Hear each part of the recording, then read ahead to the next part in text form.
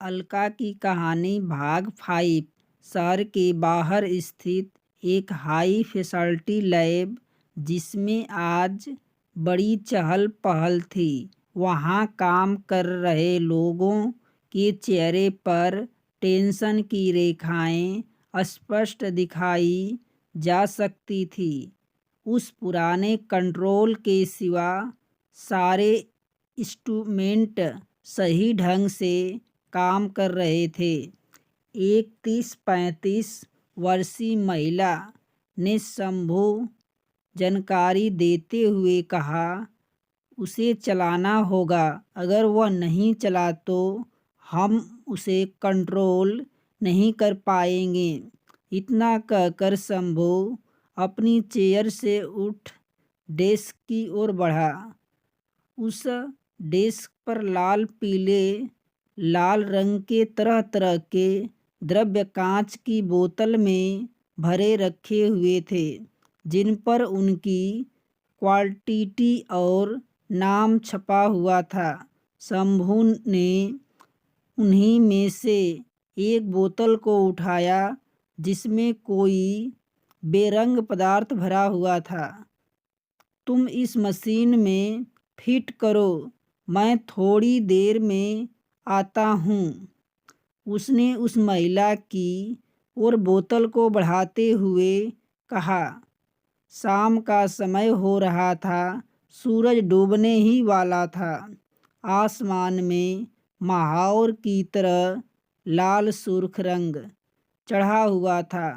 शंभू करीब घंटे भर के बाद अपनी केबिन से बाहर आया। मशीन काम करने के लिए तैयार थी। अलका, तुम मेन कंप्यूटर ऑपरेट करोगी। अंजलि, तुम मेरे साथ इंस्ट्रूमेंट के पास रहोगी। Let's go, we are ready now. Shambhu सभी को तैयार रहने को कहा।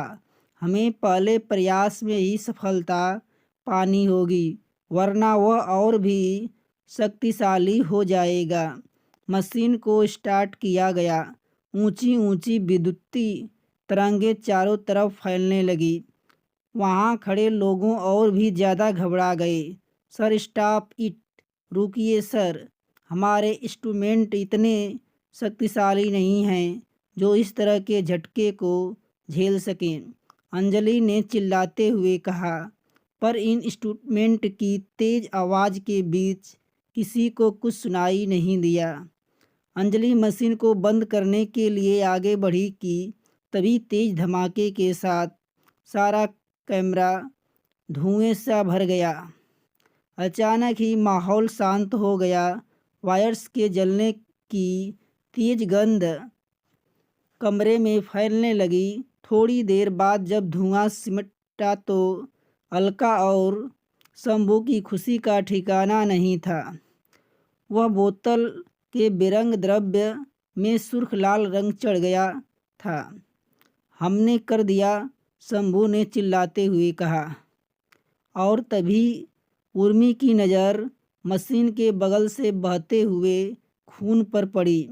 वह उस भयावह दृश्य को देखकर चिल्ला पड़ी। अंजलि का शरीर दो भाग में फट गया था। चारों तरफ सिर्फ खून ही खून था। शंभू और उर्मी दोनों बहुत घबराया गए।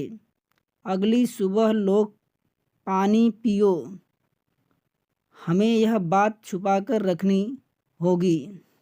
अगर किसी को इस बात का भनक भी लगी तो हमारी मशीन खतरे में पड़ जाएगी।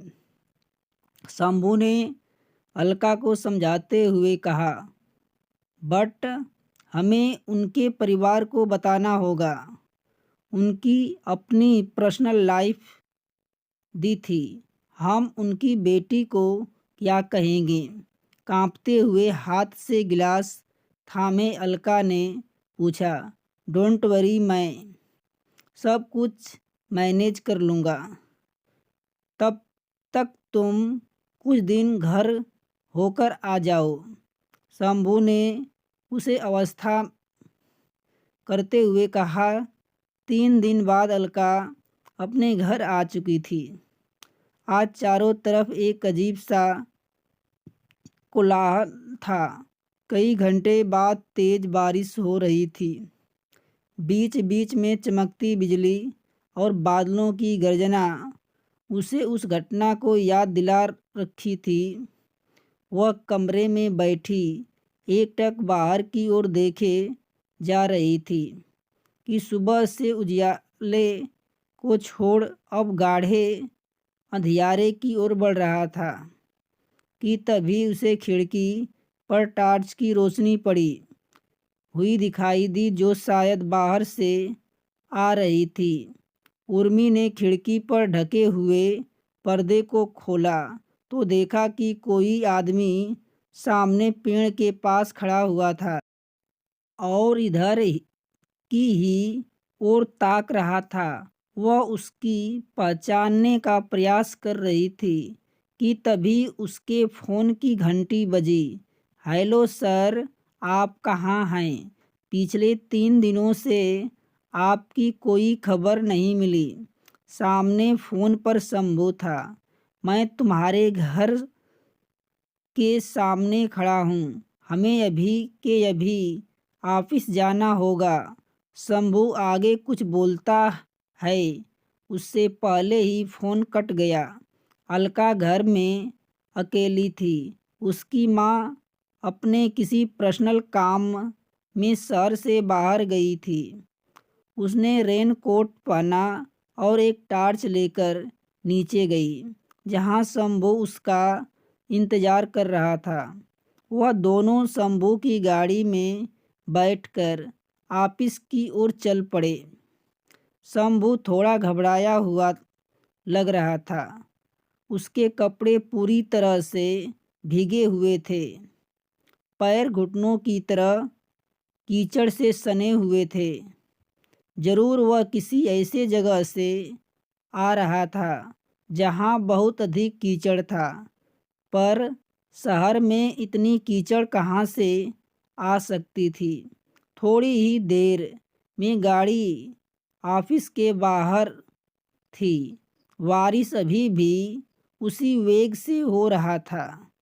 शंभू और अलका दोनों गाड़ी से उतरे और ऑफिस के अंदर चले गए। ऑफिस के अंदर का माहौल अभी भी वैसा ही था।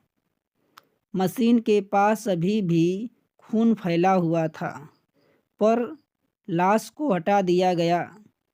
उर्मी उसके बारे में पूछना चाहती थी, पर अभी उसकी हिम्मत नहीं हो पा रही थी। शंभू अपनी डेस्क के पास गया, जहाँ कई रंग बिरंगे बोतल उठाकर अलका की ओर बढ़ाया, जिसमें सैंपल नंबर 35 लिखा हुआ था और उसके नीचे सक्सेस पर सही का निशान बना हुआ था। यह तो वही बोतल है, पर इसका रंग। अलका उस बोतल को देखकर चौंक गई थी। हाँ, यह वही बोतल है। लगता है इसके साथ किसी ने छेड़खानी की है। शंभू की आंखें लाल पड़ गई थी। ऐसा लग रहा था जैसे वह कई दिनों से सोया नहीं था। अलका, बचो! शंभू उसे धक्का देते हुए चिल्लाया। अचानक ही चल रहे सीलिंग फैन की ब्लेड नीचे आ गिरी। अलका को बचते हुए उसके हाथ पर गहरी चोट आई। सर, आप ठीक तो हैं? चलिए, हमें हॉस्पिटल चलना चाहिए। वह शंभू के हाथों में खून निकलता देख घबरा गई। Don't worry, I am all right. चलो यहाँ से बाहर चलो, वह आज़ाद हो गया है। शंभू घबराते हुए बोला। कौन सर? वहीं। इतना कह शंभू की जीभ लिपट गई। वह आगे कुछ नहीं बोल पाया। अब हमें नहीं छोड़ेगा। चलो निकलो। शंभू की हथेली से लगातार खून बहे जा रहा था। वह दोनों गाड़ी के पास पहुँचते ही कि तभी खून अधिक बह जाने के कारण शंभू लड़खड़ा कर जमीन पर गिर पड़ा।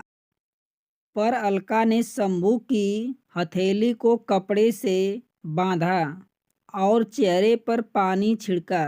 तब जाकर वह होश में आया।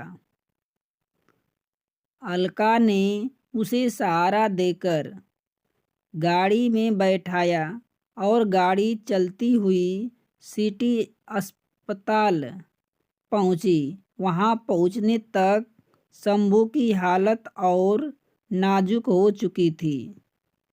अलका, यह बात किसी को पता नहीं चलनी चाहिए।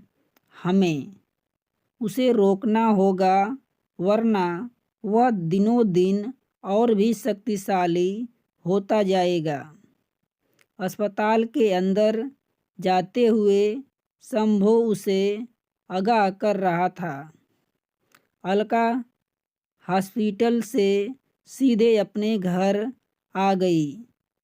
शंभू की देखभाल के लिए उसकी पत्नी चंपा आ गई थी। उसे शंभू के इस दूसरे काम के बारे में पता था। वह भी उसका इस काम के साथ देती थी। 5 साल पहले मॉरिशस में पैरानॉर्मल एक्टिविटीज़ पर नज़र रखने वाले लोगों की सभा ऑर्गेनाइज की गई थी, जहां शंभू अपनी संस्था का प्रतिनिधित्व करने आया था। वह शंभू और अंजलि की मुलाकात हुई। अंजलि मेंटल हेल्थ स्पेशलिस्ट थी, जो उसी के शहर में मेडिकल कॉलेज में पढ़ती थी। उसे इस तरह की चीज़ों में गहरी रुचि थी, इसलिए जब उसे कभी भी मौका मिलता, वह ऐसी सभाओं में पहुंच जाती थी। उसे समय शंभू अपनी संस्था को बढ़ा रहा था और उसे समय और भी लोगों को जोड़ रहा था। इसलिए जब उसे अंजलि से संस्था से जुड़ने के बारे में पूछा तो वह खुद को नहीं रोक सकी और तभी से वह शंभू के साथ काम कर रही थी। अलका भी शंभू से अंजलि के जरिए ही जुड़ी थी। रेडियो पर बज रहे गाने की धुन पर थिरकती एक आदमी किचन में काम कर रहा था। तभी एक 6 फीट लंबा हट्ठा कट्ठा आदमी बारिश में भीगने से बचने के लिए उसे घर के चबूतरे पर आ खड़ा हुआ। कौन हो भाई, इतनी रात को इस बरसात में कहाँ जा रहे हो? किचन के चबूतरे पर वह छोर दिखाई पड़ रहा था। वहीं से उस आदमी ने चबूतरे पर खड़े आदमी को आवाज़ लगाई, पर उसने उसका कोई जवाब नहीं दिया। थोड़ी देर इधर उधर करने के बाद जब उसने नहीं रहा गया तो वह काम को छोड़कर बाहर आ गया। कौन हो जी? कुछ पूछ रहे हैं, सुनाई नहीं देता क्या? उसने चौतरे की ओर निकलते हुए पूछा। वह जैसे ही वहाँ पहुँचा तो कि वहाँ पर तो कोई नहीं था, बस एक भीगी हुई छतरी दीवार से टिकी कर रखी हुई थी।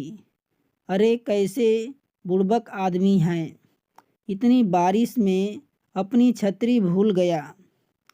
उसने छतरी को उठाने आते हुए कहा। तभी घर के अंदर से किसी चीज़ के गिरने की आवाज़ सुनाई पड़ी। वह दौड़ता हुआ किचन में पहुंचा तो देखा कि बिल्ली ने सारा दूध नीचे ढकेल दिया था। धत तेरी की, सारा दूध ढरका दिया। उसे आदमी ने पतीले को उठाते हुए कहा, हेलो सर। तभी पीछे से एक आवाज़ सुनाई पड़ी, अरे आप कौन? उसे अनजान शख्स से पूछा। टॉर्च किस लिए? लिए मैं लाइट ही चालू कर देता हूँ। उस आदमी की आवाज़ बदल चुकी थी। उसने वहीं पास से गुजर रहे तार को पकड़ और उसके हाथों से होकर बिजली पूरे घर में दौड़ गई। बल्ब की रोशनी उसे अनजान शख्स का स्पष्ट चेहरा दिखाई दिया, जिसने नीले धारीदार रेखाएं भरी हुई थी। उसकी नसों में खून नहीं, बिजली दौड़ रही थी। अगले ही क्षण घर की लाइट बंद हो गई और उस आदमी के चीखने की आवाज़ सुनाई दी, हेलो अलका, हमें एक और एक्सपेरिमेंट करना होगा। क्या तुम लैब आ सकती हो?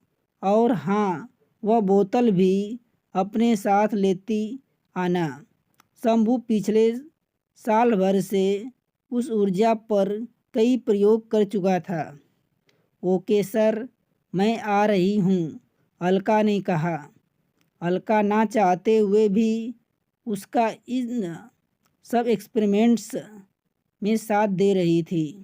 शहर के बाहर स्थित वहीं हाई फैसिलिटी लैब पर अब उसकी सुरक्षा और भी बढ़ा दी गई थी। कई तरह की नई मशीनों और इंस्ट्रूमेंट लगाए गए थे। सर, आप कुछ तैयार हैं? मशीन ठीक ढंग से काम कर रही है। सुरक्षा प्रक्रिया सुचारू रूप से चल रही है। Let's go, Alka. अलका यह सारे उपकरण को चेक करते हुए कहा।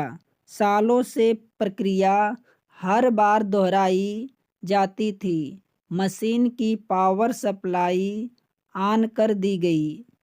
उसने चलना शुरू किया। मशीन के अंदर रखी वह बोतल घूमने लगी। मिनट भर बाद कांच के उस पैनल पर धुआं भर गया और अचानक ही मशीन के काम करना बंद कर दी। दोस्तों, कहानी का शेष भाग 6 में। यदि कहानी अच्छी लगे तो लाइक, शेयर, सब्सक्राइब अवश्य करना।